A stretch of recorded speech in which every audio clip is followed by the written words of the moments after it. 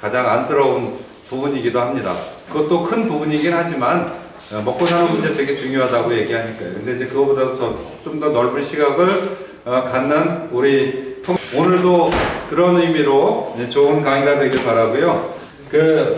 오늘 강의는 제목은 남북미 정상회담을 통해 본 한반도 이렇게 되어 있는데요.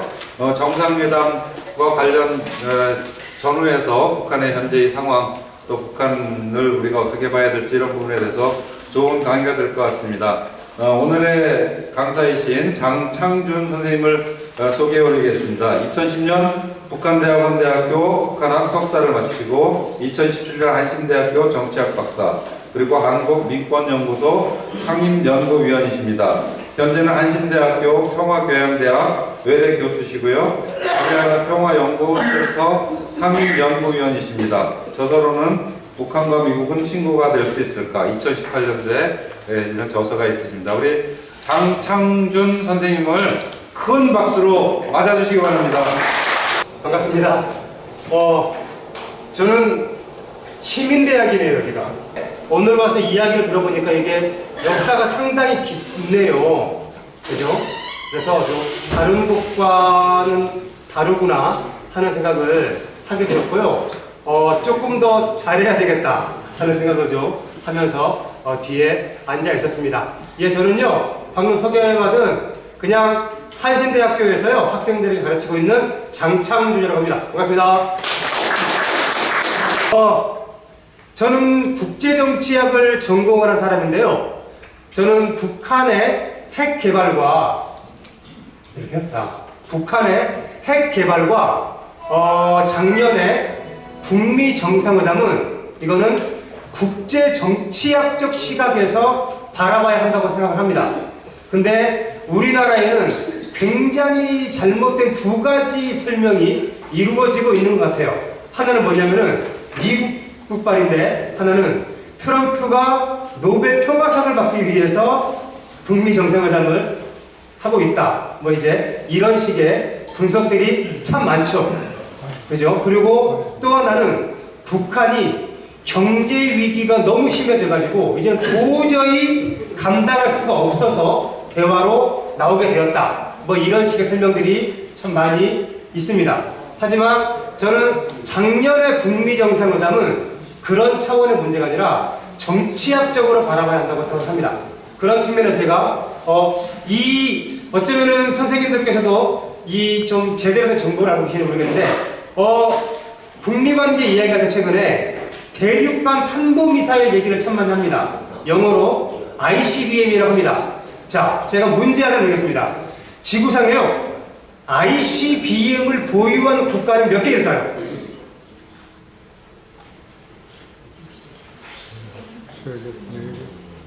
자, 대륙간 탄도미사일을 보유한 국가는 몇 개이겠습니까? 두 개?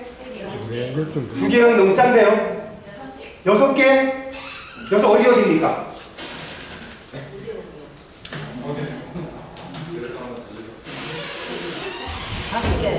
다섯 개요? 예, 잠깐만. 자, 중국. 예, 좋습니다. 러시아, 미국, 일본, 북한, 이란. 자, 영국이랑 프랑스는요? 아마 이따가요, 구글 검색을 열어보셔가지고 ICBM 보유국을 한번 검색을 해보십시오. 무수하게 많은 정보가 뜨는데, 어떤 데서는 4개라고 얘기하고, 어떤 데서는 5개라고 얘기하고, 어떤 데서는 7개라고 얘기하고, 굉장히 천차만별입니다. ICBM을 보유했거는요, 북한 이전에 3나라였어요, 3나라. 미국, 러시아, 중국. 3나라만이 ICBM 보유국입니다. 여기에 이제 영국이랑 프랑스를 포함시키는 경우가 있어요. 그래서 총 5국가다. 이렇게 말하는 경우가 있는데, 이건 뭐냐면은 영국이랑 프랑스는요, ICBM은 없습니다. 근데 영국이랑 프랑스는 잠수함 발사 미사일을 가지고 있어요.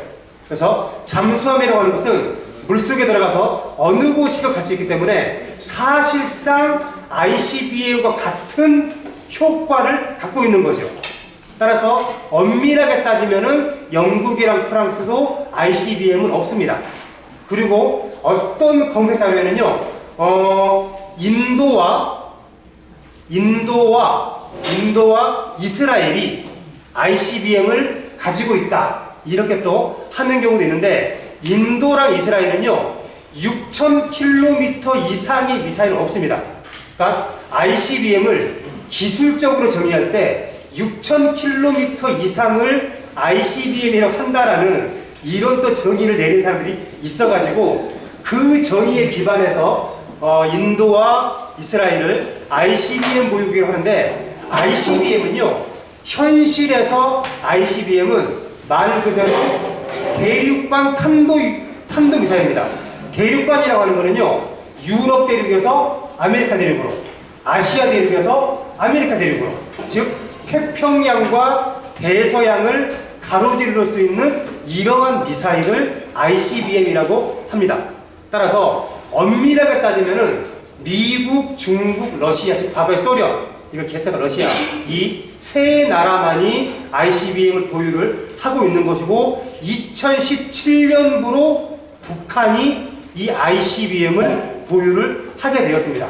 즉 북한이 북한 땅에서 솟아오른 미사일이 미국 본토로 떨어뜨릴 수 있는 미사일을 이제 보유를 하게 된 겁니다. 저는 2018년도에 6월 달에 1차 싱가포르 북미 정상회담이 열리게 된 이유는 저는 북한이 ICBM을 보유했기 때문입니다. 역설적으로. 그러니까 역설적으로 우리는 북한의 미사일 개발이 우리 한반도와 세계 질서를 위협하는 이런 것으로 인식을 해왔는데, 오히려 역설적으로 북한이 ICBM을 개발함으로써 북미 간의 대화 국면이 만들어지는 굉장히 역설적인 상황을 저희들이 보고 있다. 그런 말씀을 좀 드려보려고 하고 있고요. 저는 그래서 작년도는 사실은 굉장히 중요한 회담이 3개가 있었죠. 지금 제가 말씀드린 첫 번째 북미 정상회담, 그리고 4월 달에 판문점에서의 남북 정상회담, 그리고 9월 달에 평양에서의 남북 정상회담, 이 3개의 정상회담을 중심으로 해서 왜 이와 같은 정상회담이 만들어지게 되었는지, 그리고 최근 상황은 이제 왜 하노이 정상회담이 안 됐는지, 이런 말씀들을 좀 같이 드려보는 것으로 하겠습니다. 한 가지만 더 제가 더 들어가기 전에 한 가지만 더 말씀을 좀 드려볼까 합니다. 아마도 많은 분들이, 여기 계신 분들도 마찬가지일 것 같은데, 2월 달에 하노이 정상회담에 대한 많은 기대를 하고 계셨지 않을까 싶어요. 그리고 이것이 결렬된 것에 대해서 이제 실망도 많이 하고 안타까워하고 이런 심정이시지 않을까 싶은데요. 북한과 미국은 70년 동안 적대관계였습니다. 많은 나라들은 적대관계에 있다가 관계 정상화를 했었던 사례들이 많이 있는데, 미국과 중국도 상당히 오랜 기간 동안 적대관계였었죠. 이 적대관계를 깨는 첫 번째 미중 정상회담이 72년도에 열립니다. 자, 첫 번째 미중 정상회담은 어디에서 열렸겠습니까? 상식적으로 베이징에서 열렸습니다. 맞습니다. 자, 미중 관계 못지않게 베트남과 미국도 굉장한 적대관계를 유지를 해왔었죠. 실제 전쟁도 하고, 1995년도에 미국과 베트남이 첫 번째 정상회담을 합니다. 어디에서 열렸을까요? 하노이에서 열렸습니다. 적대관계를 깨기 위한 첫 번째 정상회담은 두 나라 중에 하나의 수도에서 열리는 것이 사실은 상식이겠죠.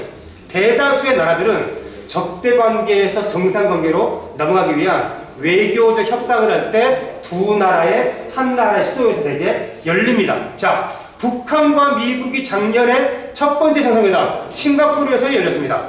이번 두 번째 정상회담 하노이에서 열렸습니다. 얘네들은 워싱턴이나 평양에서 정상회담을 열지 않았습니다. 사실은 열지 못한 겁니다. 왜요? 아직까지 김정은 위원장이 워싱턴에 들어가는 것이 불안한 겁니다. 트럼프 대통령이 평양에 들어가는 것이 불안한 겁니다. 내가 저기 가서 무슨 꼴대 갈지 알고.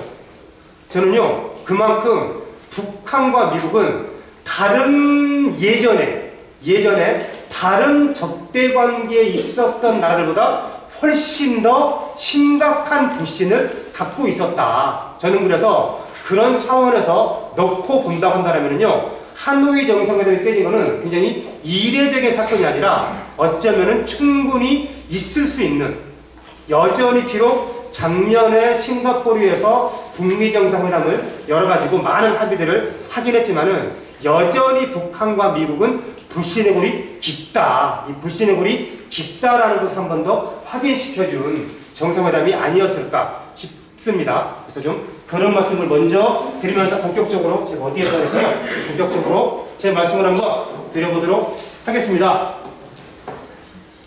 예. 자, 하노이 정상회담 끝나고 나서 대략 하노이 정상회담의 결렬 원인을 이렇게 정리가 되고 있는 것 같습니다. 그러니까 뭐냐면요, 미국은 큰 그림을 그렸다는 겁니다. 미국은 빅딜, 그리고 북한은 스몰딜, 작은 그림. 뭐냐면은 미국은 북한이 영변에 가지고 있는 핵 시설 말고 플러스 알파, 즉 더 많이 내놔라, 우리 크게 놀자 해서 빅딜을 요구했었고, 북한은 영변에 있는 핵 시설이라고 하는 작은 협상을 하려고 했었고, 그래서 미국의 빅딜과 북한의 스몰딜이 충돌을 한 사건, 충돌을 한 결과 이것이 회담 결렬로 이어지게 되었다. 이렇게 대개 평가들을 하고 있고, 그래서 나온 결론은 당연히 스몰보다는 빅이, 작은 거래보다는 큰 거래가 좋기 때문에 기왕이면은 크게 가야 되지 않겠냐 해서 북한이 더 많은 것을 내놓아야지만 북미 정상회담은 가능하다, 이제 이런 식 해법들이 지금 많이 나오고 있습니다. 그래서 굉장히 많은 차이들이 있지만은 대개 정리가 되고 있는 것은 빅딜과 스몰딜의 차이로 하노이 정상회담을 설명을 하고 있고, 이후에 3차 정상회담의 재개 조건은 북한이 빅딜로 나와야 된다. 즉 영변핵 시설에 안주하지 말고 더 많은 것을 내놓아야지만 3차 북미 정상회담이 가능하다. 이렇게 지금 이야기들을 하고 있고, 어제 오늘 그저께도 여전히 지금 북미 사이에서 외교전이 치열하게 벌어지고 있습니다. 그래서 미국에서는 북한이 빨리 빅딜로 용단을 내려라 이러고 있는 것이고, 북한은 빅딜은 수용할 수 없다. 즉 영변의 핵시설, 여기에 플러스 알파는 더 이상 우리가 수용할 수 없다라고 얘기를 하고 있고, 지난 4월 달에 북한의 최고인민회의에서 김정은 위원장의 말로는 올해 연말까지 미국의 협상을 기다려볼 것이고, 그렇지 않으면 새로운 길로 가겠다라고 하는 이런 입장들을 내고 있는 과정에 있습니다. 자, 하노이 정상회담, 그래서 빅딜 스몰딜의 충돌, 북한이 용단을 내려야 된다. 또 하나 굉장히 하노이 정상회담 직전서부터 많이 나오는 이야기가 뭐냐면은, 북미 정상회담에서는 제일 먼저 다른 것보다 앞서가지고 비핵화에 대한 정의부터 내려야 된다. 이런 요구들이 많이 나오고 있습니다. 즉 미국이 생각하는 비핵화의 정의와 북한이 생각하는 비핵화 정의가 다르기 때문에 일단 이 정의부터 하나로 통일시키는 이런 작업이 필요하지 않는가라는 말들이 많이 나오고 있는데, 저는 그렇게 생각합니다. 이렇게 바라보는 사람들이나 이런 말을 하는 사람들은요, 저는 2018년을 살지 않은 사람들이다 라고 저는 생각을 합니다. 즉 싱가포르에서의 북미 정상회담과 판문점에서의 서울과 평양에서의 두 차례의 남북 정상회담의 의미와 내용을 제대로 알면은요, 이런 말이 나올 수가 없습니다. 이따가 말씀드리겠지만은요, 비핵화의 정의부터 합의해야 된다라는 말하는 전문가들이 종종 있는데 9월 평양 정상회담에서 남과 북은요 비핵화에 대한 정의를 내렸습니다. 그래서 미국이 이런 말을 한다는 것은 그 사실을 모르거나 아니면은 남북 정상이 합의한 거 말고 그거는 인정할 수 없어 이런 뜻이거나 저는 그런 것이 아닐까 생각을 합니다. 여튼 2018년을 살지 못한 사람들이 이런 내용의 얘기를 하고 있다라고 생각을 합니다. 자, 지금 보여드리는 이게 작년 6월 달에 싱가포르 공동성명의 중요한 문구입니다. 자, 이렇게 되어 있습니다. 트럼프 대통령은 북한의 안전을 제공할 것을 확언을 했고 김정은 위원장은 한반도의 완전한 비핵화에 대한 의지를 확인을 했습니다. 그 다음 문장에 괄호가 있습니다, 여러분. 자, 우리 안산의 통일지도자 과정에 있으신 분들의 수준을 한번 테스트를 해보도록 하겠습니다. 괄호 안에 들어가야 하는 말은 무엇일까요? 한번 잘 맞춰보시기 바랍니다. 맞추신 분들께는요, 제가 선물을 드리겠습니다.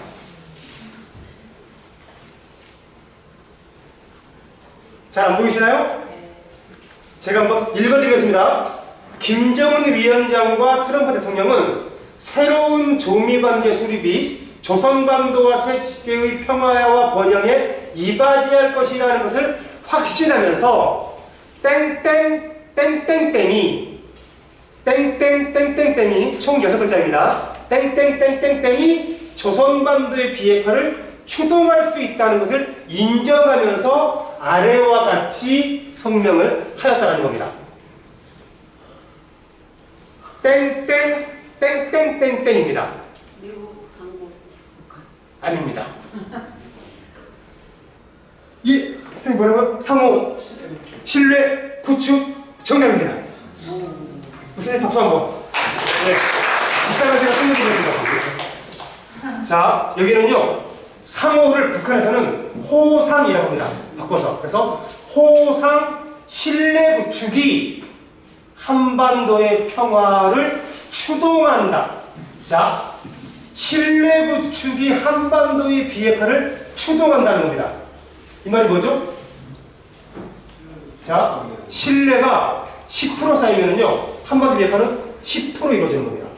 신뢰가 50% 쌓이면은 한반도 비핵화는 50%가 이루어지는 거죠. 신뢰가 100% 쌓여야 완전한 비핵화는 이루어진다. 즉, 작년 6월 달에 북미 정상은요, 북미 관계를 새롭게 하고, 즉, 북미 관계를 정상화시키고, 한반도 평화를 만들어가는 과정에서 신뢰를 쌓아나가고, 그 신뢰가 쌓아가는 정도에 따라서 비핵화를 해나가자라고 합의를 본 겁니다.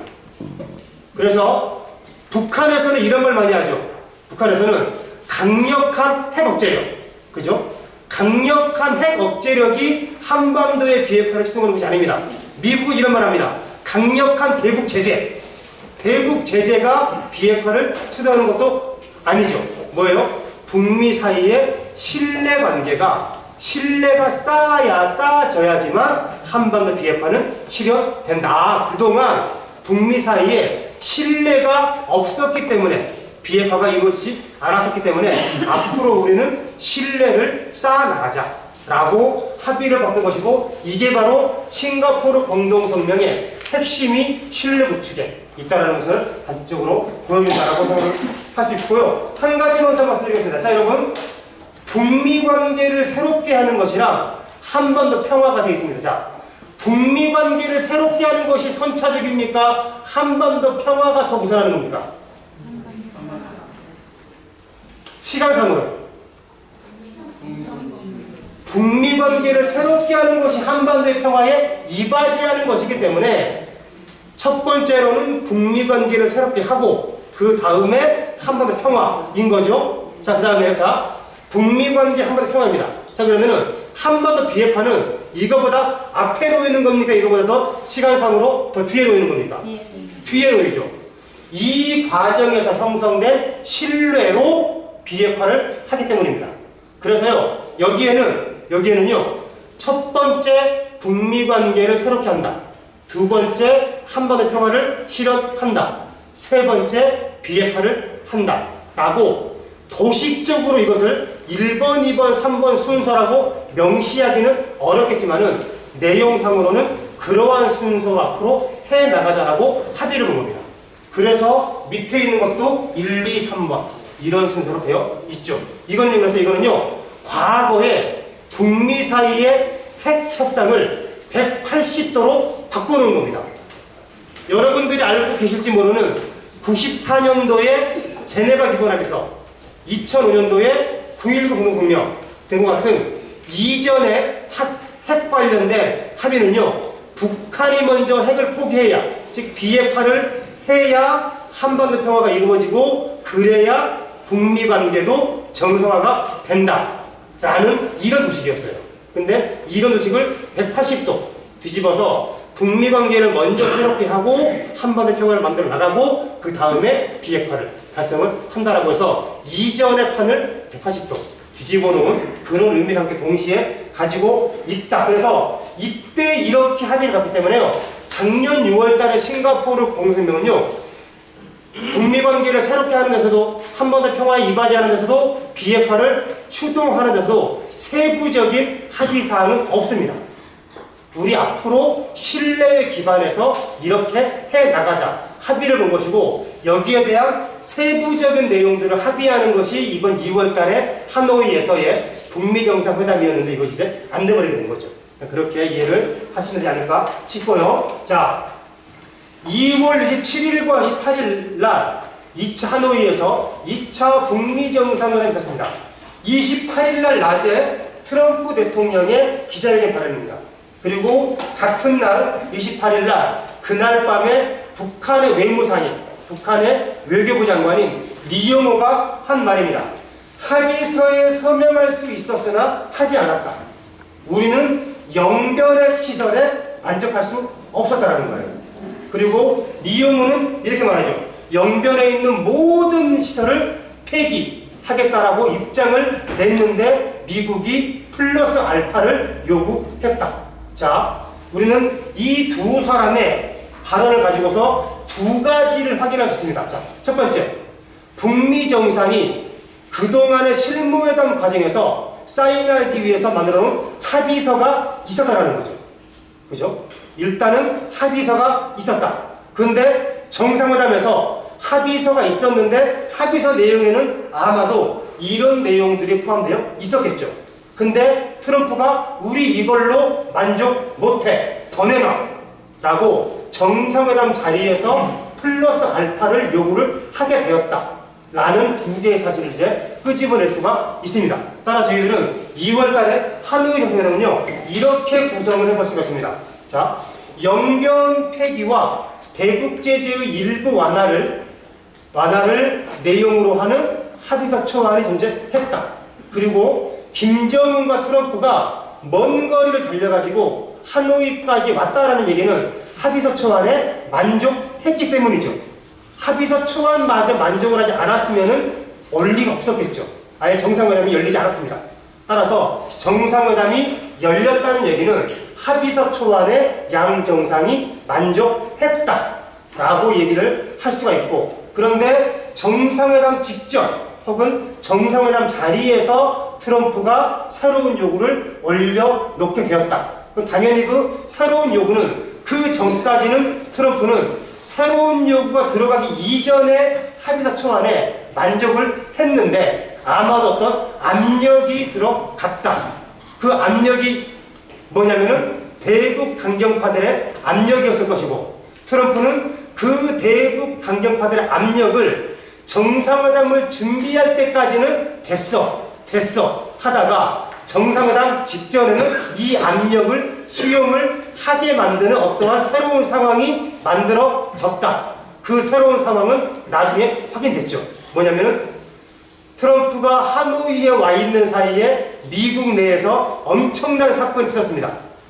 트럼프의 예전에 수족이었었던 사람을 민주당에서 청문회에 내세워가지고 과거의 온갖 행동들을 다 증언을 하는, 그래서 2020년 대선은 말할 것도 없고 어쩌면은 탄핵까지도 갈 수 있는 이러한 새로운 상황들이 연출이 됨으로써 트럼프 입장에서는 대북 강경파들의 요구를 수용을 해가지고 자신의 국내 정치적인 입지를 확보해야 되는 이런 새로운 상황이 발생함으로써 강경파들의 요구를 수용을 했기 때문에 합의서 초안을 뛰어넘는 플러스 알파를 요구하게 되었다라고 회담은 재구성해 볼 수가 있습니다. 자, 그러면 여러분, 하노이 회담이 깨진 것이 빅딜과 스몰딜의 차이입니까?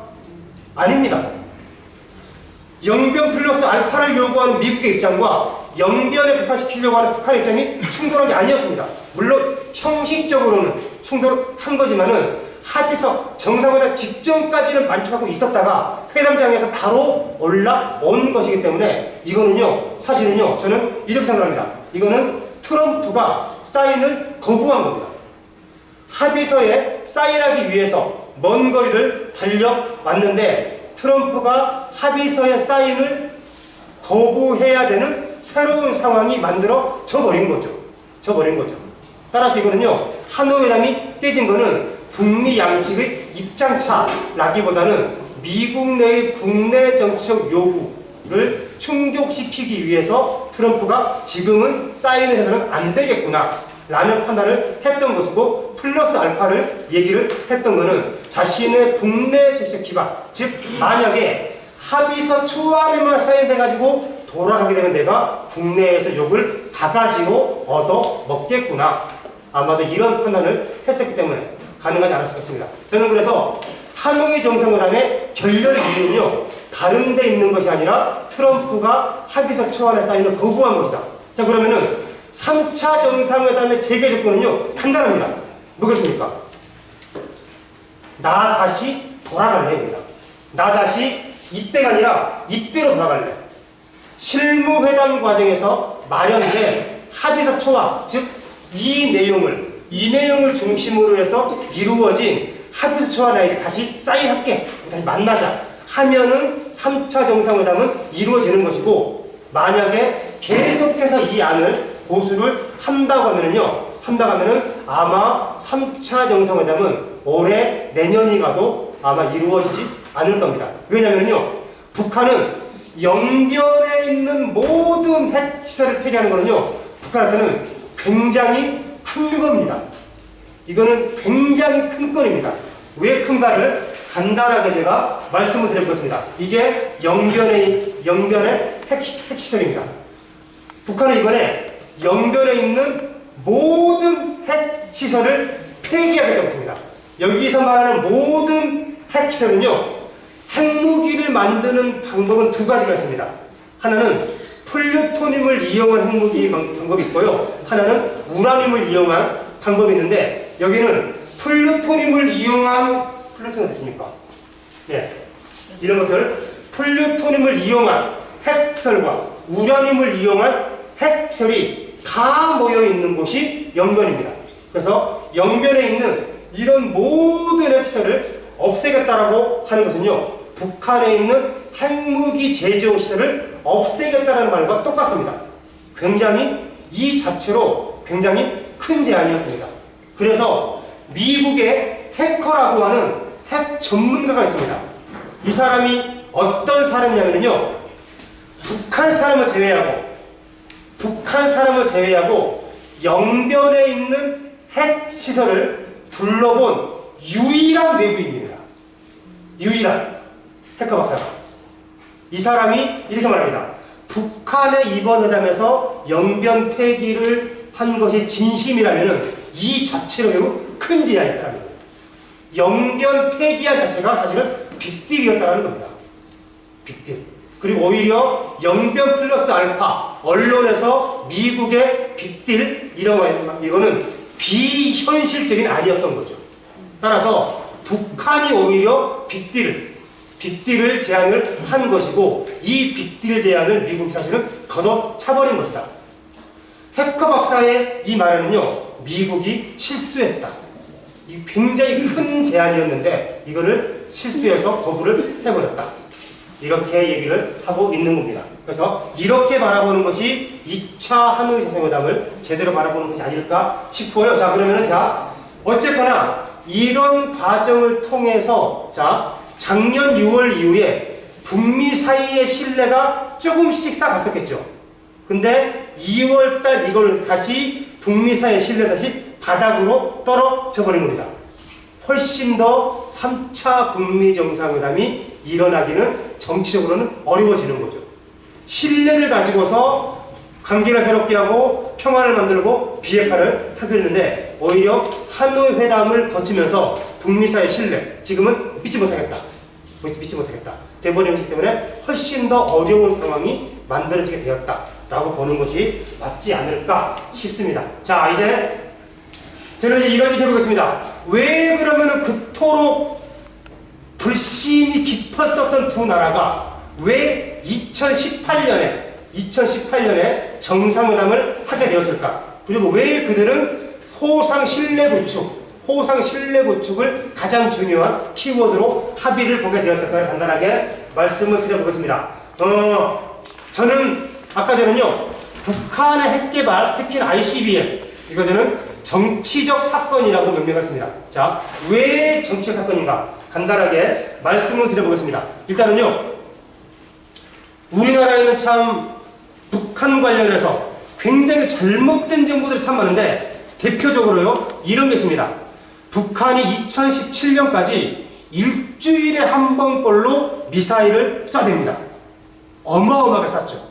자고 일어나면 쏘고, 우리는 항상 북한이 미사일을 쐈네만 알고 있어요. 자, 여러분, 북한은 2000년대 중반에 핵무기를 만듭니다.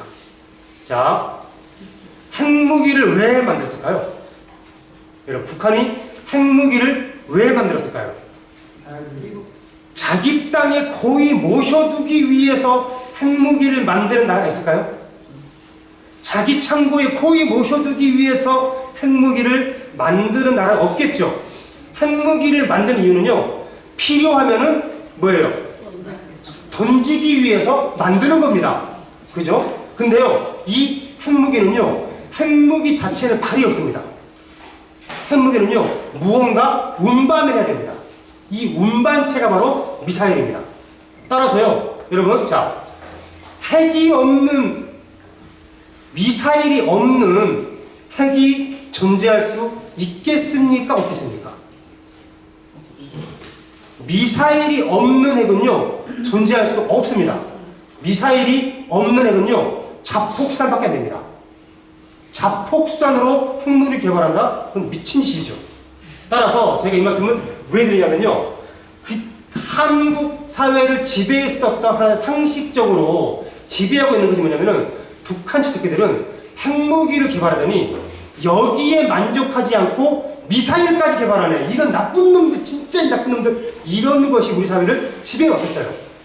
하지만요, 북한은 핵무기를 만들 때 이미 그 사람 머릿속에는 핵무기를 만들고 나면 이것을 옮길 수 있는 미사일도 개발해야지. 이미 핵무기를 만드는 그 시점에 이미 북한 사람 머리에는 미사일까지 염두에 있었겠죠, 당연히.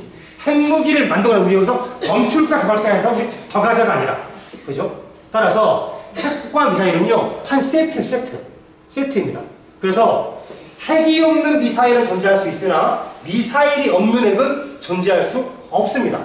핵을 가진 모든 나라들은 미사일을 가지고 있죠, 당연히. 가지고 있죠.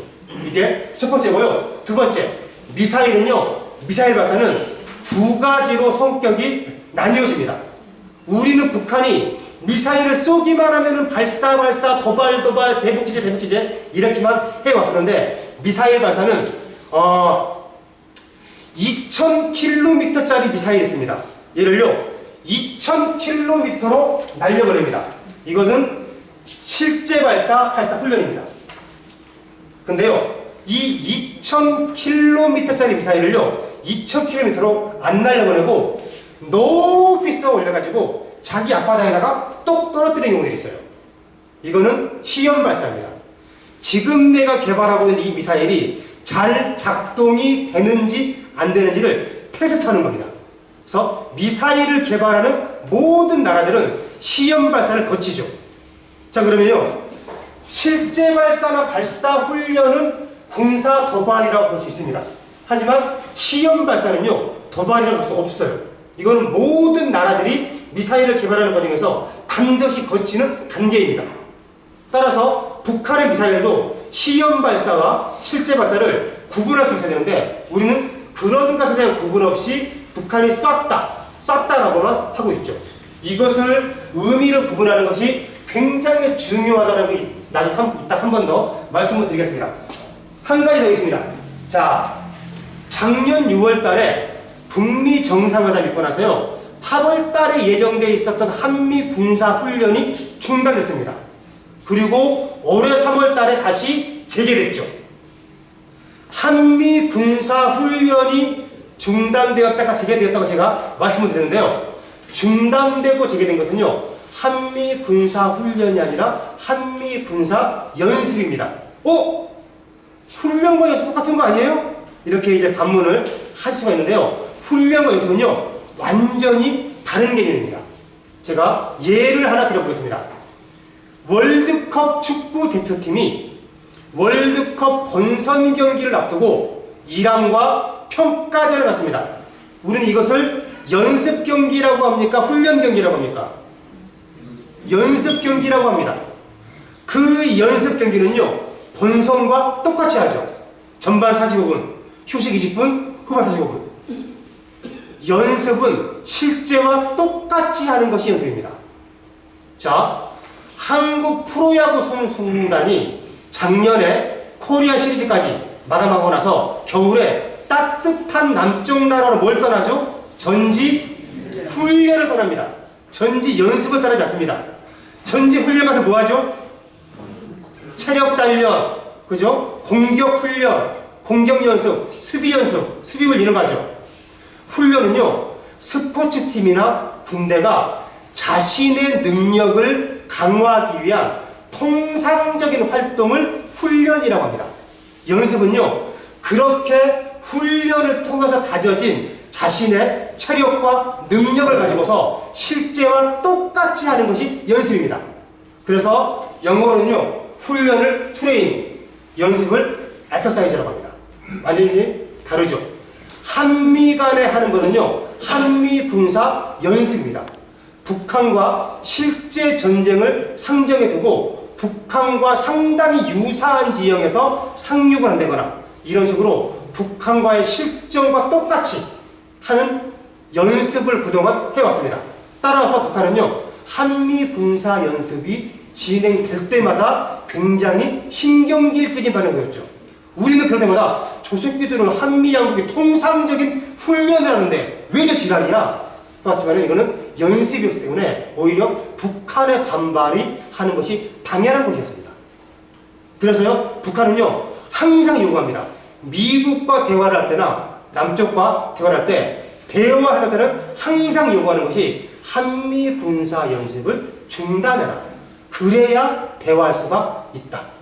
한미 군사 연습을 중단해라. 항상 얘기합니다. 그래서 이런 것을 기본적인 상식으로 좀 알고 입사 부탁의 말씀을 드리고 싶고요. 자, 북한은 미국과 전쟁을 원할까요? 원하지 않을까요? 원하지 않을 겁니다. 아마도. 왜요? 왜요? 상대가 안 되잖아요. 상식적으로. 그죠? 땅덩어리 차이가 너무 크고, 무기 차이가 너무 크고, 인구수가 너무 큽니다. 바로 붙으면은 당연히 북한이 더 큰 피해를 보죠. 아니, 근데 왜 북한 놈들은 왜 핵과 미사일을 개발했습니까? 이거는요, 저는 여기서 그 답을 찾아야 한다라고 생각합니다. 자, 북한은요, 혁명 전통이라는 말을 참 좋아합니다. 북한이 말하는 혁명 전통은요, 뭐냐면요, 우리 북한은, 즉, 북한 사람들은, 우리 조선은 무장한 일제와 투쟁을 벌여서 나라를 되찾은 나라다. 우리 조선은 냉전 시기 때 사회주의 강대국들인 중국과 소련의 내정 간섭을 이겨내면서 주체의 사회주의 나라를 세운 나라다. 우리는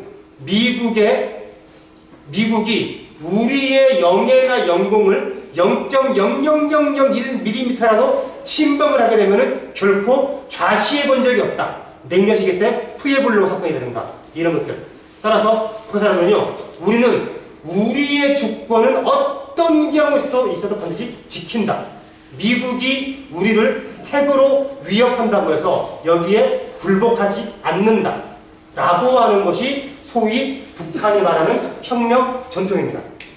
북한은요, 미국이 핵으로 네가 날 때려, 나도 그러면 때릴 거야. 이러한 목적으로 핵무과 미사일을 개발을 합니다.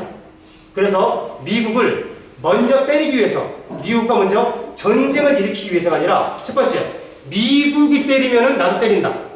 자, 그러면요, 미국이 때리면은 나도 때리는데, 자, 따라서 북한은 아마도 국제 정치를 보면서 이런 생각을 했을 겁니다. 자, 미국이 시리아를 뻑하면 때립니다. 그죠? 이란이 아니라 이라크, 아프간 때렸었죠. 근데 미국은요, 중국이나 러시아는 때리지 않습니다. 왜 그럴까요? 중국과 러시아가 이뻐서? 아니죠.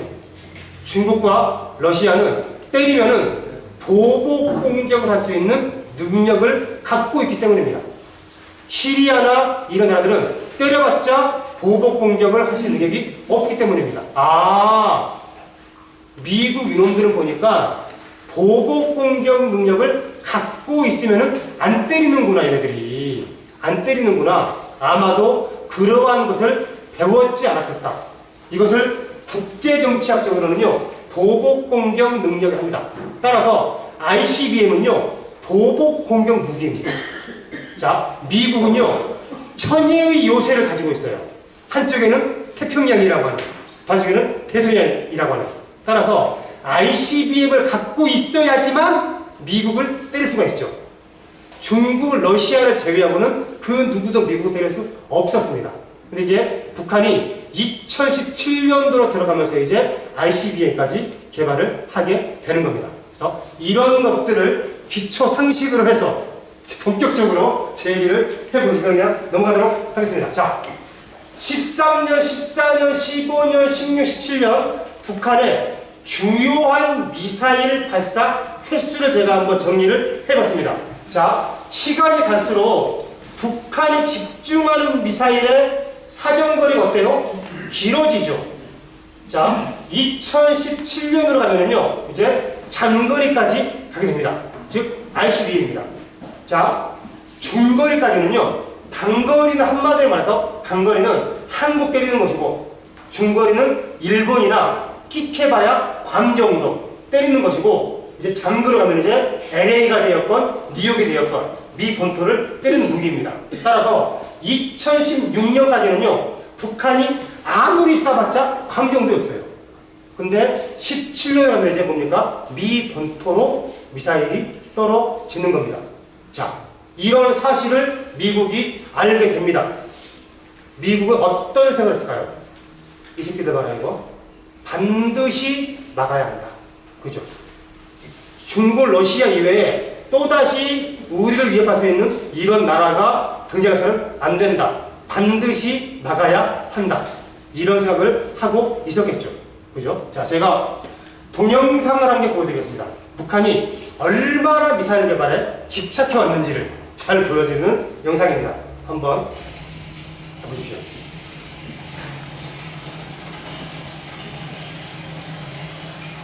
이동식 발사 차량에 미사일 발사대가 이것도 영상을 보려면요. 자, 일단은요, 차량 바퀴를 잘 보시기 바랍니다. 이 영상이 잘 안 나오네요. 이러면 안 되는데. 차량 바퀴가 무슨 바퀴죠, 여러분? 네? 아, 그럼 나오네. 탱크 바퀴입니다. 이걸 잘 기억을 해주시고요. 이제 미사일 발사대가 세워지고 있는데, 이 영상에는요, 굉장히 중요한 군사 전략적 의미가 담겨져 있습니다. 이제 발사대가 세워지고 있습니다.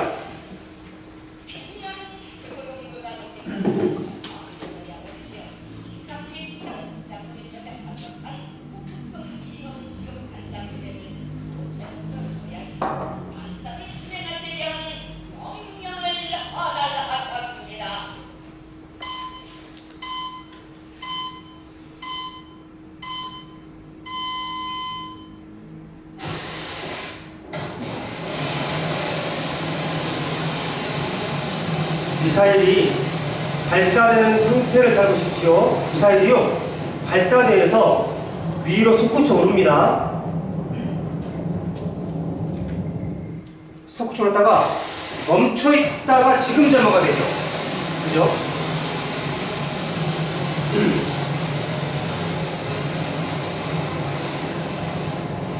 다시 한번요.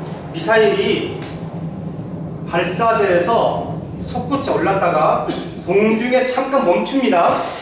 그죠? 그 다음에 지금 점화가 됩니다. 이게 두 번째 특징입니다. 일반적인 지상발사 미사일은 이런 식으로 발사가 되지 않습니다. 자, 한 번 더요.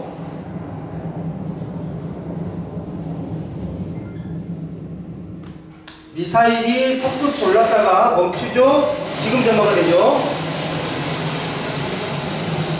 일반적인 지상발사 미사일은요, 세워진 상태에서 점화가 되면서 위로 날아오릅니다. 얘는 뭐냐면은 공중에 떴다가 위로 날아 올라가는 거예요. 이게 두 번째 특징이고, 이제 미사일이 위로 쭉쭉 올라가고 있는데 미사일 뒤로 뭐가 보이십니까? 하얀 연기가 나오죠. 미사일은요, 연기가 나오는 미사일이 있고 연기가 안 나오는 미사일이 있습니다. 얘는 연기가 나오는 미사일입니다. 이게 세 번째 특징입니다. 이제 연기를 잘 보십시오.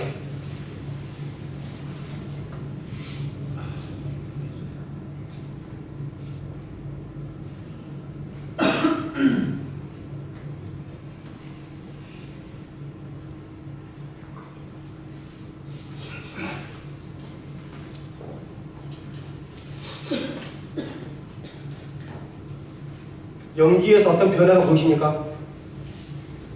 연기가 어떻게 되죠? 꺾였죠. 연기가 왜 꺾였을까요? 미사일이 이동 방향을 급격히 바꾸었다는 거죠.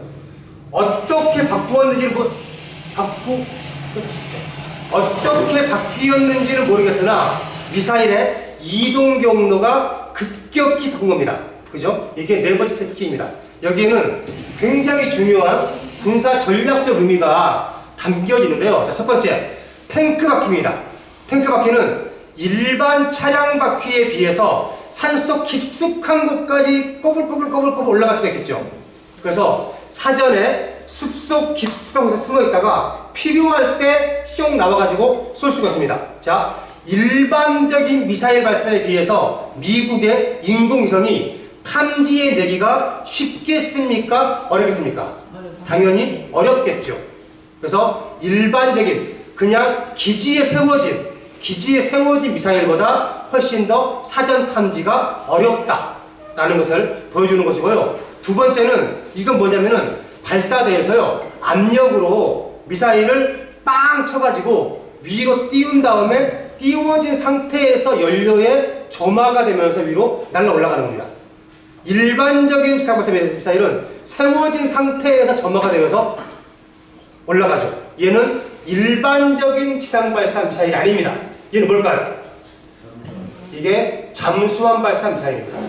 잠수함에서 물속이기 때문에 압력으로 밀어서 수면 위로 뛰어 올린 다음에 이제 수면 위에서 연료에 불이 붙는 잠수함이라는 이놈은요, 물속에 가라앉는 순간 이놈은 어디에 있는지 아무도 모릅니다. 그래서 잠수함을 가지고 있다는 말의 의미는 뭐냐면요, 의미는 뭐냐면은 만약에 최악의 경우에 미국이 북한의 땅 위에 있는 모든 미사일 기지를 초토화시킨다고 하더라도 잠수함이 미국의 공격을 받지 않고 살아남아가지고 잠수함에서 미사일이 발사시켜가지고 미 본토를 때릴 수 있을지도 모른다는 것을 암시하죠. 즉 최악의 경우에도 미 본토를 공격할 수 있어 라고 하는 이런 능력을 갖고 있을지도 모른다는 것을 암시합니다. 세 번째는요, 하얀 연기가 나옵니다. 미사일은 연료에 따라서 고체 연료 미사일과 액체 연료 미사일로 구분되는데, 고체는 연기가 나오고 액체는 연기가 안 나옵니다. 얘는 뭐예요? 그러면은 고체 연료 미사일입니다. 고체와 액체의 차이, 액체는요 자동차 주유하는 거와 생각하시면 되죠. 김정은 최고사령관이 발사 명령이 떨어지면은 액체 연료 미사일은 그때부터 이제 기름을 넣기 시작합니다. 얼마 동안? 2시간 동안. 미 본토에서 미사일이 북한으로 날아오는데 걸리는 시간 30분입니다. 자, 그러면은 액체 연료 미사일은 뭡니까? 공격 받아가지고 북한이 초토화된 다음에야 미사일이 발사가 된다는 것을 의미합니다. 뭡니까? 훨씬 한참 뒤에 발사가 된다는 거죠. 고체 연료물이 핸드폰, 찰칵, 윙 5분 안에 발사가 가능합니다. 그래서 미국이 북한을 때리면은 북한도 실시간으로 미국을 때릴 수가 있다. 따라서 고체 연료가 없이 액체 연료가 있다고 한다라면은 아무리 성능이 좋은 미사일이라고 하더라도 미국의 공격으로 이미 초토화가 돼버린 상태에서 발사가 된다라는 것을 암시를 하죠. 마지막, 미사일의 이동 경로가 급격하게 꺾였습니다. 미국이 자랑하는 첨단 무기 체계가 미사일 방어 체계입니다. 미사일 방어 체계는 뭐냐면은 이 미사일의 발사 각도와 속도를 보니까 10분 뒤에는 일로 꺼내서 요격 미사일이 여기를 향해 날아가서 꽝 시키는 겁니다. 그래서 얘가 미 본토로 안 떨어지게. 자, 그러면은 이건 뭐예요? 가다가 뭡니까? 이동 경로를 흉. 뭐예요? 미국의 요격 미사일을 피할 수가 있다는 것을 암시합니다. 자, 이 영상이요, 2017년 2월 달에 북한에서 한 시험 발사 영상입니다. 이걸 제가 입수했다는 거 아닙니까? 놀랍지 않으세요? 그래서 이제 많은 분들이 저한테 와서 여쭤보십니다. 이 영상을 어디서, 어떻게, 누구한테 입수했습니까? 이거요, 놀라지 마세요. 이거요, 북한이 자신의 조선중앙통신 홈페이지에 올립니다. 올린 거를요, 우리나라 연합뉴스가 다운받아가지고 연합뉴스 홈페이지에 올린 걸 저는 연합뉴스 홈페이지에서 다운받았습니다. 제가 이 말씀을 드리는 이유는 뭐냐면요, 북한이 이 영상을 공개한 겁니다. 북한이 왜 이 영상을 공개했을까요? 저는 핵심은 여기 있다고 생각합니다. 왜 공개했을까요? 미국 보라고. 자, 미국한테 어떻게 보라고? 알아서 해라. 알아서 해라. 알아서 해라. 그게 아니라요. 자, 미국의 기본적인 군사 전략이 뭐냐면은 미국은 인공위성을 가장 많이 가지고 있습니다. 그래서 적대국의 미사일 기지를 24시간 풀로 감시하죠. 그래서 첫 번째, 우리들의 인공위성망을 총동원해서 북한이 미사일 발사하려는 조짐이 보이면은 쏘기 전에 박살낸다. 이런 계획을 세우고 있습니다. 두 번째, 그래서 단 한 번의 선제 공격으로 미국 땅 위에 있는 모든 미사일 기지를 초토화시킨다. 만에 하나 한두 발의 미사일이 발사가 되면은 요격 미사일로 요격을 시켜서 미 본토에 안 떨어지게 한다. 즉, 미 본토는 공격받지 않으면서 어떻게 하면은 북한의 미사일 기지를 없앨까? 이런 작전을 꾸준하게 세워왔었죠. 자, 그러면은 이 영상 뭡니까? 너희들 헛꿈 꾸고 있다. 이런 거죠. 너희들은 인공위성으로 뭐로 우리의 미사일 기지를 박살내가지고 우리의 보복 공격을 받지 않을 수 있을 것이라고 하는 환상을 가지고서 우리를 때리려고 하고 있는데 꿈 깨라. 어떤 경우가 되건 간에 너희들도 공격받게 돼 있을 만큼 우리는 미사일 기술을 발전시키고 있어. 그러니까 뭐 하자라는 거예요? 미국과 대화하자라는 거예요. 이거는요, 북한이 미국과 전 세계에 보내는 대화 메시지예요. 북한식에. 제가 이제 이렇게 말하면은, 왜 북한 놈들은 그렇게 메시지를 힘들게 보내느냐. 그냥 알기 쉽게 보내면 되는데, 이렇게 질문하시는 분이 있는데, 대화 메시지를 쉽게 보내죠. 미국이 무시하니까 이런 식으로라도 대화 메시지를 보내왔던 거예요. 따라서 정말로 책임 있는 정책 결정자라고 한다면은요, 아, 얘네들이 이런 무기 체계를 공개한다는 것은 결국 대화하자라는 거구나 하는 것을 감지를 하고 대화를 모색을 해보는 것이 책임 있는 정책 결정자인데, 그 누구도 이런 거를 그렇게 해석을 한 사람이 없었던 거죠. 뭡니까? 도발, 도발, 도발, 제재, 제재, 제재만 해왔던 거예요. 이것이 지금까지의 상황이었었죠. 따라서 이 영상을 본 미국 사람 당연히 야, 이놈들 미사일 기술을 엄청나게 발전시키고 있구나. 빨리 더 발전시키기 전에 없애야지. 없앨 수 있는 방법은 딱 두 개밖에 없습니다. 때려서 없애느냐, 대화해서 없애느냐. 그죠? 혹시 기억하십니까? 2017년 1년 내내 미국에서요, 때리자, 대화하자, 때리자, 대화하자, 1년 내내 논쟁이 붙은 이유가 이것 때문입니다. 이놈들이 ICBM까지 왔어. 저것들 봐라, 기술도 무지하게 시키고 있어. 없애자. 어떻게? 때려서 없애자. 아니다, 힘들다, 대화해서 없애자. 1년 내내 미국에서 논쟁이 되었었고, 그 논쟁이 우리나라 언론에도 그대로 왔었죠. 1년 내내 10년을 지배했었던 것이었습니다. 자, 이런 것이 이제 2019년, 17년 하반기로 가면은요, 좀 더 상황이 어려워집니다. 혹시 트럼프가 이 말한 거 혹시 기억나세요? 완전 파괴. 트럼프가 북한을 완전 파괴하겠다. 이런 얘기를 합니다. 어디서? UN 총회장에서 있어요. 국제사회에서. 많은 사람들이 드디어 트럼프가 북한 시키고 죽여버릴 거야. 여기에 피했습니다. 하지만은요, 또 하나 중요한 거. 왜 하필이면 트럼프가요, 8월 19일도 아니고 10월 19일도 아니고 9월 19일 날 이런 발언을 했을까? 저는 이것 또한 중요하다라고 생각합니다. 이따가 와서 드리는 거 살아보자. 트럼프가 북한 시키고 죽여버릴 거야. 나왔습니다. 북한의 김정은은 어떻게 나왔을까요? 북한의 김정은은 이렇게 나옵니다. 이게 북한의 혁명 전통입니다. 통수권자의 망발에 대한 대가를 반드시 받아야겠다. 누가 이기나 보자라는 거예요. 그 이상의 결과를 네가 죽나 내가 죽나 한번 붙어보자라는 겁니다.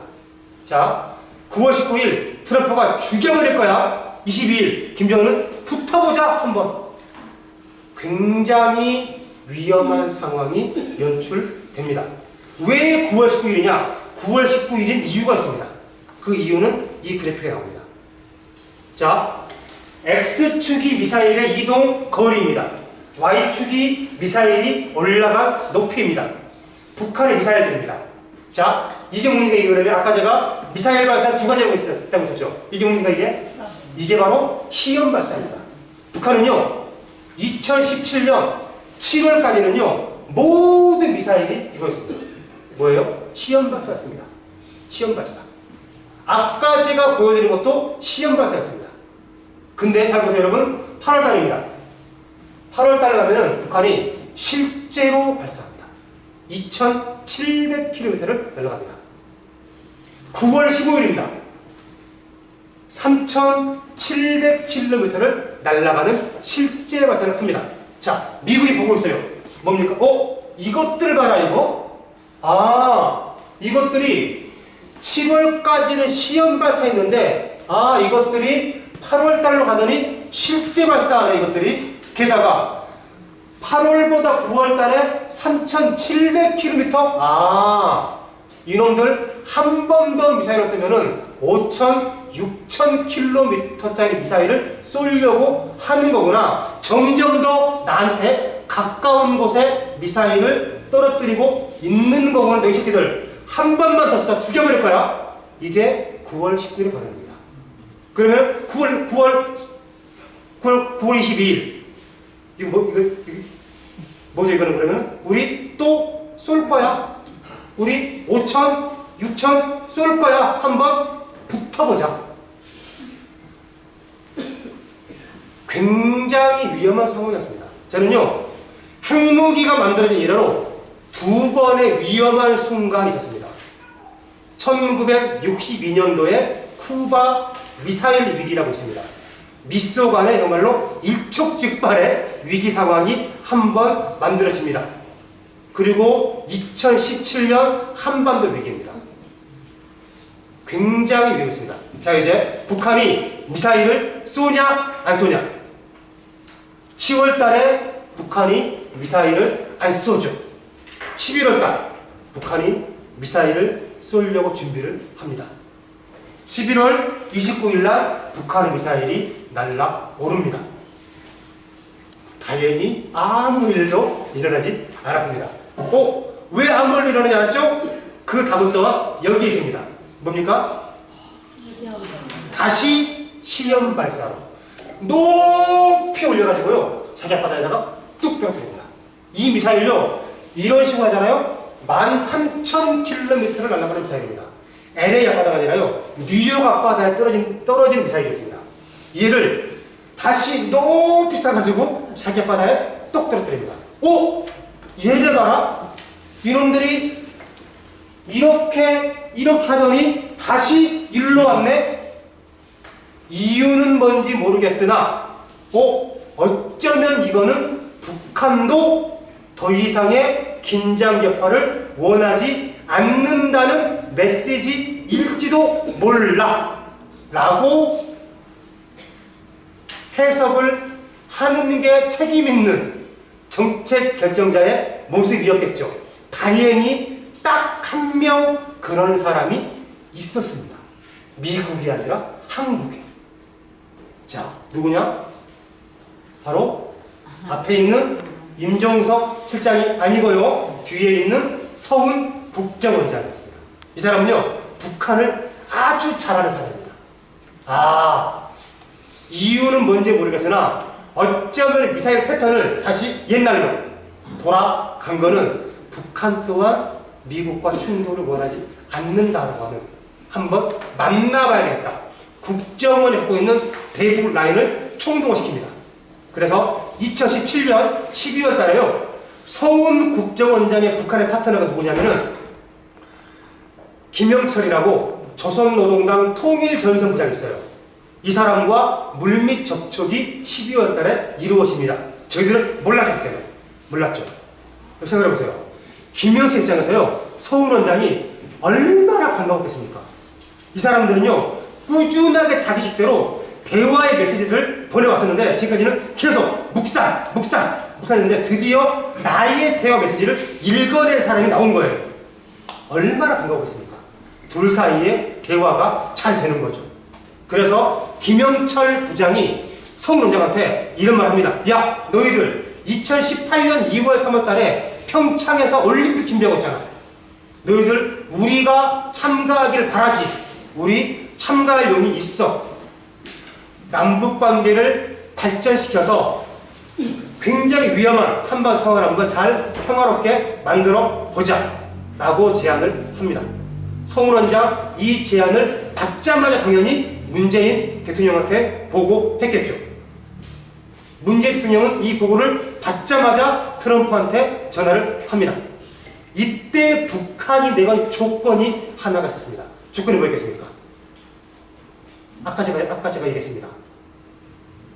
2월과 3월 달에 너희들 예정하고 있는 한미 군사 연습만 하지 마라. 그래서 2017년 12월 15일 문재인 대통령이 트럼프한테 전화를 걸어서 우리가 지금 이렇게 하고 있는데 2월과 3월 두 달 동안만 군사연습을 하지 말아보자. 안 되면은 4월 달에 재개하자. 일단 3월까지만 중단해보자. 트럼프도 오케이 해보자. 그래서 저희들은 갑자기 막 작년 1월 1일 날 신여사에서 이런 메시지 왜 저래 했는데 한 달 전부터 남북 사이에 물밑 접촉이 진행이 되어 왔었던 거죠. 한 가지만 더 보여드리겠습니다. 자, 이런 게 오늘 언론에 보도가 안 되는데요. 2018년 2월 28일자 뉴욕타임스 기사입니다. 2월 중순에 하와이 미군기지에 미국의 사성 장군들이 한 자리에 다 모입니다. 모여서 뭘 했냐? 테이블탑이라고 하는 엑서사이즈를 합니다. 연습을 합니다. 당연히 군사 연습은 기밀 사항이죠. 보도가 안 됩니다. 하지만 대략적으로 어떤 내용의 연습이었는지를 암시하는 하나의 문장이 아래에 있어가지고 잘 안 보실 것 같습니다. 제가 읽어드리겠습니다. 그들은 북한의 은폐된 군사시설을 기습 공격하는 것을 방해하는 많은 장애물들이 있다는 사실을 알게 되었다. 이러한 한 문장의 기사가 나옵니다. 자, 이 문장에는요, 굉장히 중요한 두 개의 정보를 우리한테 주죠. 자, 테이블탑 연습이 뭐였습니까? 뭘 하기 위한 거였어요? 북한의 은폐된 군사시설을 기습 공격하는 것이었습니다. 뭡니까? 선제 공격. 아까 그랬잖아요. 핵무기 없애기 위해서는 선제 공격으로 때리거나 대화하거나 한번 때리는 연습을 해본 겁니다. 근데 이게 성공한다라는 거예요? 실패한다라는 거예요? 많은 장애물들이 있다는 사실을 알게 되었대요. 때릴 수 있다는 겁니까? 때릴 수 없다는 겁니까? 없다는. 못 때리는구나. 못 때린다는 건 아니라요. 때리면 나도 맞는구나. 안 맞고 때릴 수는 없는 거구나. 그러면은 군사적 방법은 안 되겠네. 못 쓰는 거네. 왜? 우리는 소중하니까. 미 본토는 맞으면 안 되니까. 이제는 미국과 대화로 풀 수밖에 없는 거구나. 미국이 때리자 대화하자. 아까 2011년 내내 했다고 했었죠. 때리는 것을 포기하고 대화로 가야 되는 거라를 최종 결정한 시점이 2018년 2월이었습니다. 그래서 3월 달에 남북 정상회담을 합의를 보죠. 그러니까 트럼프가 나서겠다 라고 말한 이유가 트럼프가 노벨 평화상 받기 위해서가 아니라 더 이상 군사적으로는 안 되기 때문에 이제 대화로 밖에는 해결을 못하기 때문에 빠르게 대화를 하고자 했던 것이다 라고 볼 수가 있죠. 자, 그래서요 여러분, 따라서 이번 작년 4월 달에 판문점 남북 정상회담은요, 한마디로 말해서요 2017년에 굉장히 위험한 위기 상황을 남과 북이 이겨낸 겁니다.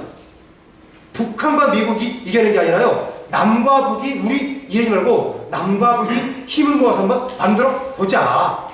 그리고 남과 북이 만드니까 트럼프도 나도 할래 했던 거죠. 따라서 작년 4월 달에 판문점 정상회담과 판문선언은요, 이런 의미를 담고 있습니다. 물론 기본적으로는 북한의 RCBA 이것 때문이지만요, 남측에서 문재인 정부가 미국과의 공조보다는 북한과의 공조를 더 중요시 했기 때문이죠. 한반도를 안정시키기 위해서는 북한과 대화를 해야 되겠다. 따라서 비핵화보다는 평화가 더 중요하다. 90편하냐면요, 한미 비핵화 공조가 아니라 남북 평화 공조를 택했었기 때문에 작년도에 4월달에 판문점 정상회담은 가능했습니다. 여기서 저희들이 너무나도 많은 분들이 놓치고 있는 게 있어요. 그래서요, 사실상 2018년 작년도에 한반도 평화의 성은 우리들이 몰랐지만은 2017년 12월부터 만들어진 흐름이었습니다. 자, 2017년 12월, 만약에 촛불이 일어나지 않았으면요, 그때 박근혜 정부였습니다. 자, 박근혜 정부가 그때까지 유지가 됐다고 한다면은 작년에 이런 상황들이 만들어졌겠습니까? 안 만들어졌겠습니까? 당연히 안 만들어졌겠죠. 그죠?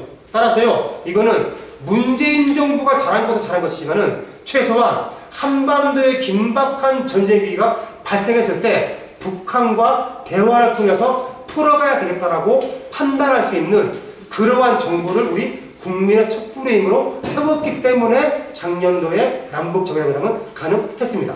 만약에 촛불이 일어나지 않고 박근혜 정부가 임기를 다했다고 한다면은 아마 작년의 상황들은 안 만들어졌겠죠.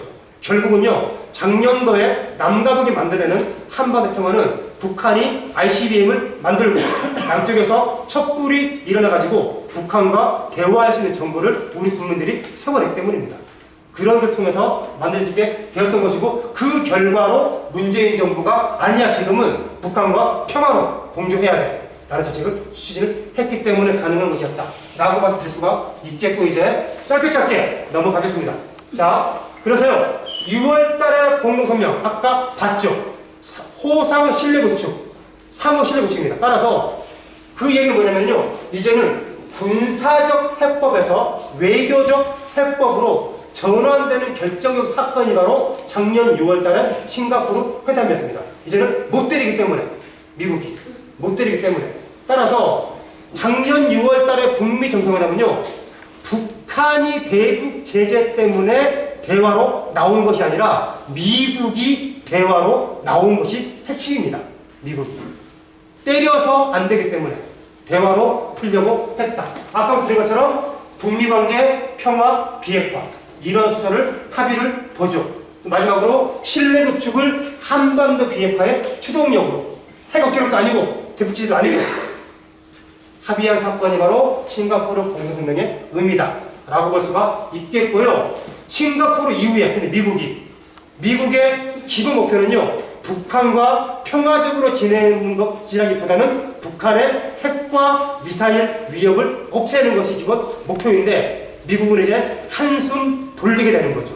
아, 이제 군사적인 방법을 없기 때문에 당면한 전쟁 위기는 사라졌어. 그런데 가만히 보니까 이것들이 대북 경제가 상당히 안 좋아. 아, 이놈들을 경제적으로 압박을 하면은 좀 더 빠르게 핵을 포기할 것이다.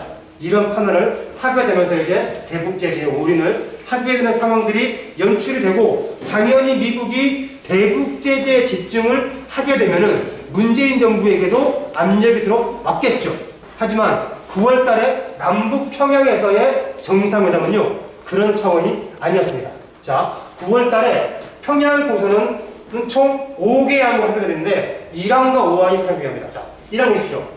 비무장지대를 비롯한 대치 지역에서의 군사적 적대국의 종식을 한반도 전 지역에서의 전쟁 위험 제거와 근본적인 적대관계 해소로 이어나가기로 합의를 봅니다.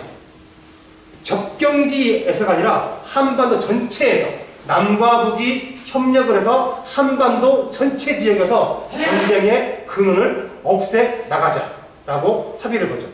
자, 5항입니다. 한반도를 핵무기와 핵 위협이 없는 평화의 터전으로 만들어 나가야 하며, 자, 여러분, 한반도 비핵화의 정의가 보이시나요? 핵무기와 핵 위협이 없는 평화로운 한반도. 이게 한반도 비핵화의 정의가 아니고 무엇이겠습니까? 한반도 비핵화의 정의가 내려져 있죠. 이것이 비핵화라고 설명이 달려져 있지는 않지만요, 사실상 핵무기를 없애고 핵 위협, 이거를 굳이 난다면은 한반도에 존재하는 모든 핵무기, 북한 핵무기를 포함해서 없애고, 이것만이 아니라 한반도에 존재하는 모든 핵 위협, 미국이 북한에 대한 핵 위협마저 제거를 해나가자라고 합의를 본 거죠. 분명하게 한반도 비핵화에 대한 정의가 내려져 있습니다. 그리고 세 번째 보십시오. 남과 북은 한반도의 완전한 비핵화를 추진해가는 과정에서 긴밀하게 협력해 가기로 합의를 봤습니다. 한반도 비핵화에서도 남과 북이 손을 잡고 협력하자라고 새로운 상황들이 만들어지게 되죠. 자, 아까 1번 항목을 제가 간단하게 설명을 한번 해보겠습니다. 혹시 작년 11월 2일 날 이 사진 본 적 있으십니까? 아마 다들 보셨을 겁니다.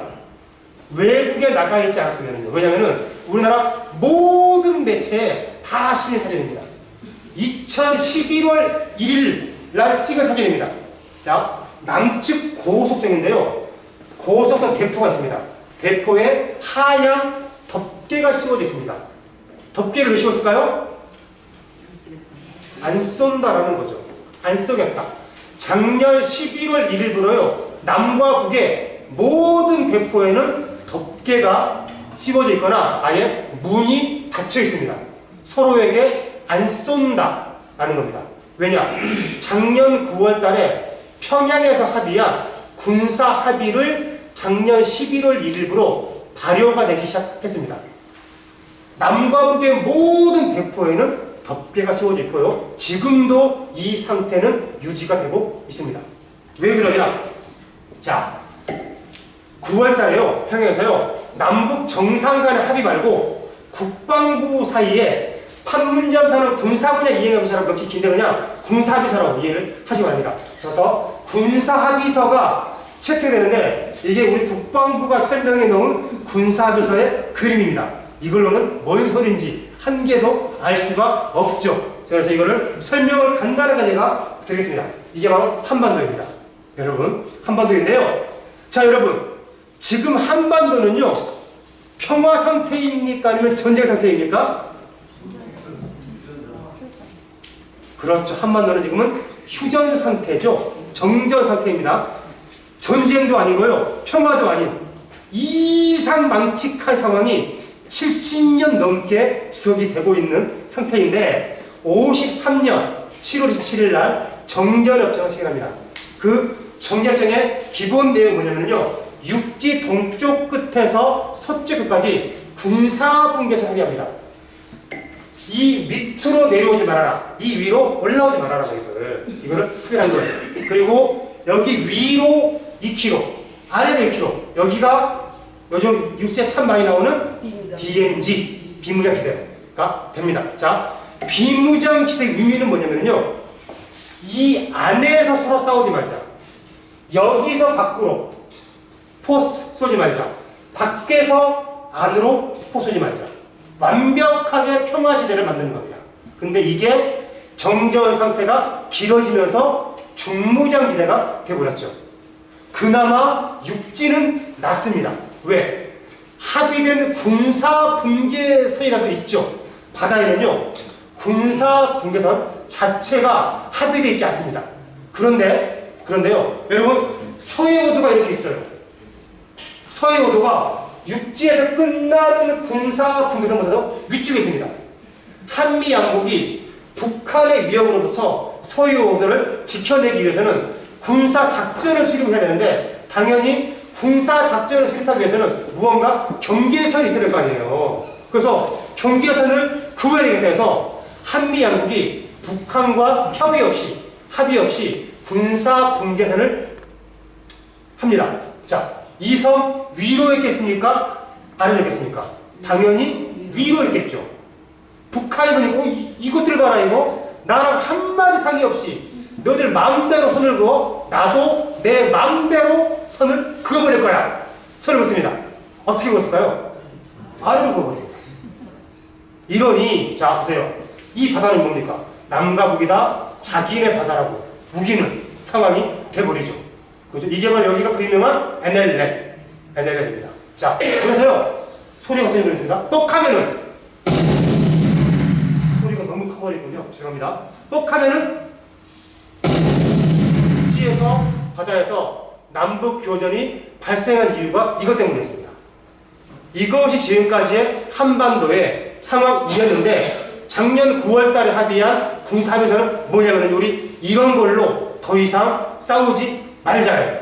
뭐냐? 육지 위 2km 이러지 말고 위아래 5km, 10km 구간에 거쳐서 충돌을 일하지 않도록 하자.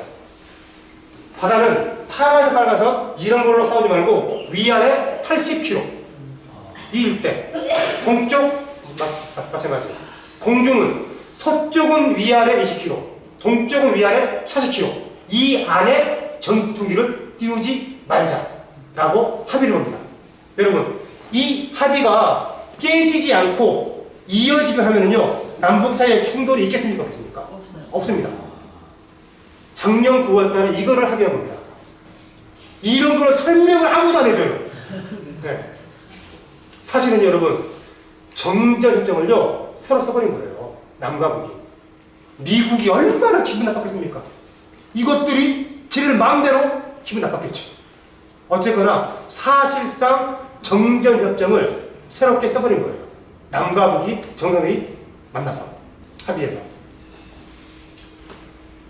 저는 작년 9월 평양에서의 가장 중요한 사진이 이거라고 생각합니다. 많은 분들은 어딥니까? 천지 올라가고 평양 경기장에서 문 대통령이 막 얘기하는 거 이런 건데요. 저는 이게 가장 중요합니다. 자 보세요, 여러분. 이거는 외교사에 굉장히 보기 드문 장면입니다. 보통은요, 정상들이 사인을 하고 뒤에 장관들이 서 있죠. 여기는 장관이 사인하고 있는데 정상이 서 있어요. 왜 서 있을까요, 사람들이? 앉을 자리가 없어가지고? 아니겠죠. 내가 감시하겠다는 거예요. 너희 새끼들, 야, 너희들 뻑하면 너희들끼리 합의했다가 뻑하 어겨가지고 맨날 싸우고 너희끼리 합의하고 너희끼리 어기는 그런 거 이제는 못 보겠어. 야, 이리 와. 내 앞에 사인해. 이거죠. 내가 지켜볼 거야. 감시할 거야. 어겨 죽어. 이거죠. 그죠? 이런 사진은 없습니다. 그만큼 한반도의 평화를 양 정상이 관리해 나가자라고 하는 아주 높은 의지가 배어있는 사진입니다. 굉장히 중요하지 않을까.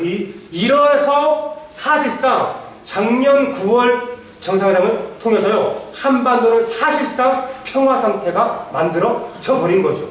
이제는 북미 사이에서 군사적 충돌 없습니다. 왜? 서로 간에 핵을 갖고 나갈 길은요, 진짜 없어요. 이제 유일한 거는 남과 북의 충돌이었는데, 남과 북의 충돌도 완전히 없어지는 상황이 만들어져 버린 거죠. 이게 바로 9월. 자, 그래서 이런 과정을 미국이 그다지 좋아하지 않았겠죠. 게다가 대북 제재 올인을 하고 있는 상황이었습니다. 자, 그래서 이제 이렇게 이거는 그냥 충분히 했기 때문에 혹시 트럼프가 이 말한 거 기억나십니까? 한국 정부는 나의 승인을 아무것도 못한다. 작년 10월 달입니다. 10월 서울에 김정은 위원장의 서울 방문을 준비하는 이런 과정에서 이명박 정부가 만들어 놨었던 오기사 조치를 해지하기 위한 검토에 들어갔다라는 말이 나오는 순간 트럼프가 바로 이 말을 해버리죠. 뭐예요? 너희 새끼들 하지마. 내 승인이 없으면 아무것도 못해. 작년 11월 달에 한미 워킹그룹 회의가 만들어집니다. 말은 참 좋죠. 워킹그룹 회의 실상 간단하게만 제가 말씀드릴게요. 하노이 정상회담이 실패하고 나서요, 개성공단에 입주해 있는 기업인들이 우리 설비가 잘 있는지 한번 확인해 보시겠다고 해가지고, 그래서 통일부에다가 방북 신청을 합니다. 통일부는 한미 워킹그룹에서 논의를 해서 결과를 알려주겠다고 합니다. 미국이 뭐라고 했는지 아십니까? 그 안건은 워킹그룹 회의에 갖고 오지도 말라고 합니다. 그거는 안건으로 올리지도 말아라. 뭐예요? 말도 안 되는 소리 하지 말아라. 이런 거죠. 워킹그룹 회의는요, 한마디로 말해서 문재인 정부의 모든 대북 정책을 테이블 위에 올려놓고 이거 돼, 이거 안 돼, 이거 돼, 이거 안 돼. 심사하는 겁니다. 사실상 이때 작년 11월인데 이게 만들어지면서 문재인 정부의 9월까지는 굉장히 잘 왔는데 11월부터 문재인 정부의 대북 정책은 이제 이 안에서 묶여버리게 된 상황이 만들어져 버립니다. 굉장히 안타까운 상황이. 그만큼요, 문재인 정부에 대한 미국의 압력이 우리가 생각하는 상상을 초월할 정도로 깊이 있게 들어오게 됩니다. 남북 철도도로 연결 착공식을 작년 12월 달에 합니다. 여러분, 착공식을 왜 하죠? 착공식을 위해서 착공식 하는 건 없죠. 내일 공사를 시작하기 때문에 내일 공사를 앞두고서 하는 행사입니다. 그런데 이거는요, 착공식만 하고 공사 계획은 지금도 아무 계획이 없습니다. 미국이 착공식만 해라. 이거죠. 네, 이거죠. 지금 미치고 환장하는 겁니다. 네. 이런 상황이 사실상 하노이로까지 이어지게 되었다라고 볼 수가 있습니다. 자, 저는 그래서요, 많은 분들이 그래도 조만간 열리지 않겠어? 하는데요, 제가 보기에는요, 미국이 아까 제가 말씀드린 입장을 바꾸지 않으면요, 북미 상회담 절대 열리지 않습니다. 물론 그렇다고 해서요, 아까 설명드린 2017년과 같은 그런 극단적인 전제위기 상태로도 가지 않습니다. 아마 지금의 이 상태가 계속 되겠죠. 아마도 북미 대화가 열리지 않으면 아마도 미국의 대남 압박은 계속해서 이루어지게 될 것이고 문재인 정부의 대북 정책은 계속해서 어려운 처지에 놓이게 될 것이고 아마도 그렇게 되지 않을까 싶습니다. 저는요 미국이 트럼프가 나 돌아갈래 하면은 극적 돌파구가 열리거나 상당히 장기 교체 상태로 빠지게 된다라고 말씀드릴 수가 있고요. 많은 우리 문재인 정부가 참 잘했죠. 참 잘했는데요. 작년 말부터 약간 이거는 문재인 정부가 못했다기보다는 미국이 문재인 정부가 뛰어넘을 수 없을 정도의 강한 압박을 하고 있다라고 보는 것이 맞는 것 같습니다. 하지만 저는 그럼에도 불구하고 저는 문재인 정부는요. 이거 그냥 고맙습니다. 문재인 정부는요. 분명하게 당사자입니다. 한반도 문제. 그죠? 자, 여전히 지금도 우리 문재인 정부는요. 중재자 역할을 하겠다고 해요. 북미 사이에. 자, 중재자는요. 그들보다 힘이 센 사람이 하는 게 중재입니다. 야! 이리 와, 시키더라. 이리 와. 앉아, 임마. 이런 게 중재이지, 남측이 현재 북미의 교착 상태를 풀 수 있을 만큼 힘은 없습니다. 이번에 한미 정상회담 4월 11월에 있었죠. 미국, 원래요, 문재인 정부는요, 워싱턴에 가서 트럼프를 만나기 전에 폼페이오, 볼턴 이런 애들을 하나하나 만나가지고 해야 된다 설득하려고 했었어요. 근데 그 자리에요 그 사람이 온 것이 아니라 온갖 잡다한 관리들을 다 불러들입니다. 미국이. 그래서 그들에게 요청하냐 할 수 없는 상황을 만들어버리죠. 그 다음에 문재인 대통령이 트럼프랑 단독 정상회담을 하려고 준비하고 있었어요. 근데 트럼프가 역전을 합니다. 우리 너와나 둘이서 단독회담 하지 말고 난 너를 너무 사랑해. 그래서 우리 부부 동반회담으로 하자. 그래서 문재인 트럼프의 양 부부 해서 사면서 부부 동반 정상회담으로. 이것은 어찌 보면은 굉장히 선의의 표시, 호의의 표시일 수 있겠지만은요, 단 1대1로 단독회담을 차단하기 위해서. 야, 말하지 마, 임마. 아예 이런 말조차 꺼내지 못하게 만들어 버린 겁니다. 대단히 미안한 얘기인데요. 이번처럼 실패한 회담은 없었습니다. 설정 자체가 잘못된. 트럼프가 문재인 대통령이 중재해서 네 말이 맞아. 이 정도로 바꾸지 않죠. 자기네의 판단 속에서. 그래서 문재인 정부는 저는 다시 당사자로 와야 된다. 당사자로서 할 일이 무엇이냐? 미국과 북한 사이에서 왔다 갔다 하는 것이 아니라고 하면요. 판문점 무사는 정신, 남과 북이 협력해서 한반도 문제를 풀어야 합의야. 이 정신으로 돌아와야 하는 것이고요. 올해 3월 달에 한미 군사 연습이 재개되었습니다. 네. 중단해야 됩니다. 이거 하면은요, 북한은 절대로 대화에 나오지 않습니다. 이번에 갔다 와서 4차 정상회담 제안했죠. 북한 안 받습니다, 이거요.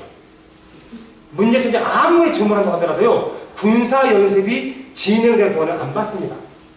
또 하나, 개성공단, 금강산, 초도도로. 이거는 작년에 4월과 9월 달에 남과 북이 합의한 거죠. 이거 해야 됩니다. 미국이 압력을 넣지 못하고 있는 거예요. 대북 제재 아닙니다. 유엔 안보리에서 막고 있지 않아요. 예를 들어서요. 개성공단이 대북 유엔 결의안에 해당이 된다라고 말하는 논리적 근거가 뭐냐면은 대량 현금이라는 조항이 있어요. 북한의 대량 현금이 못 들어가게. 이 조항이 만들어진 게 2013년도의 유엔 대북 결의안이었어요. 여러분, 개성공단이 언제 막히죠? 2016년에 막혀요. 유엔 안보리 결의안에 대량 현금 조항 때문에 개성공단 재개가 안 된다라면은 2013년에 막혔어야죠. 상관이 없는 거예요. 미국이 하지마 이러고 있는 거예요. 이거 돌파해 내야 됩니다. 이런 여론을 만들어야 돼요. 해야 된다.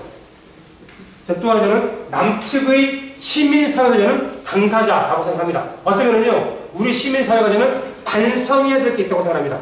하노이 회담에 지나치게 큰 기대를 하고 있었다라고 솔직하게 인정을 해야 됩니다.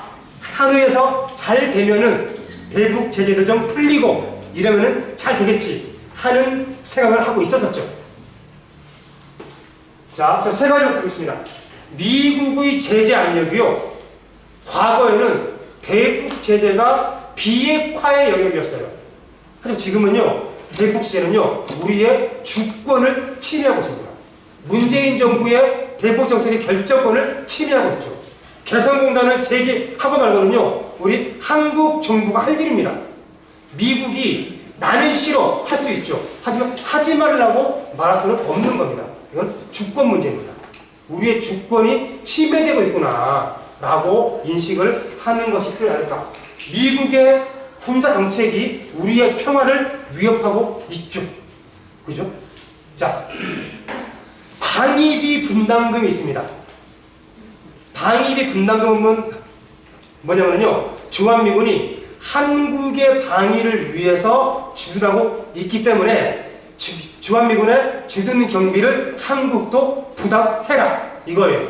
물론 이 주장 사실은 말이 안 되긴 하지만은 이것을 100% 인정한다고 치고, 여러분 2017년에 비해서 2018년에 주한미군의 한국 방위의 임무는 커졌습니까? 아니면 더 작아졌습니까? 작아졌죠. 그죠? 북미 사이에서도 남북 사이에서도. 그러면은 주한미군의 한국 방위의 책임이 작아졌어요. 그러면은요, 우리의 방위 분담금은 올라가야 합니까? 내려가야 합니까? 내려가야 됩니다. 하지만 올해 1,000억이 더 올랐습니다. 내년도에 사드 비용까지 청구하려고 합니다. 최소한 주한미 한반도 평화가 정착되는 데 따라 주한미군의 한국 방위 임무가 줄어드는 정도만큼은 비례해서 인하가 돼야 되는 거죠.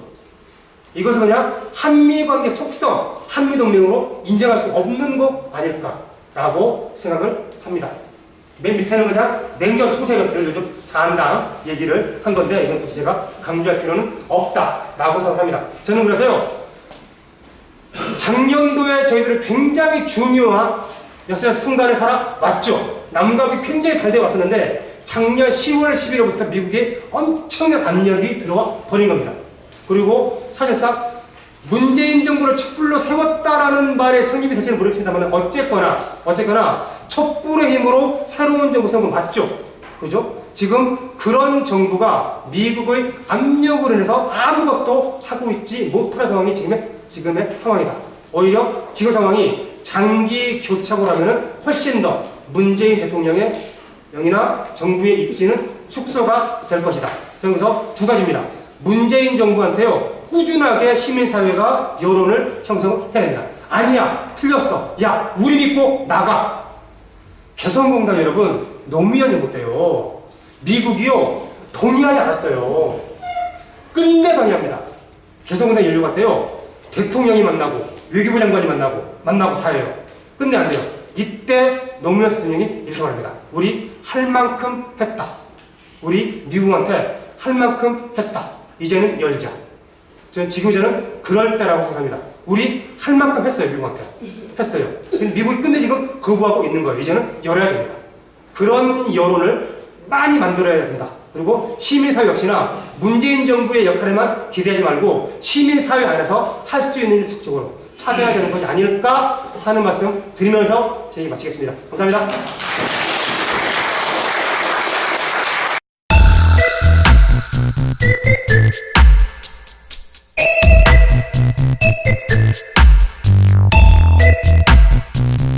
Thank you.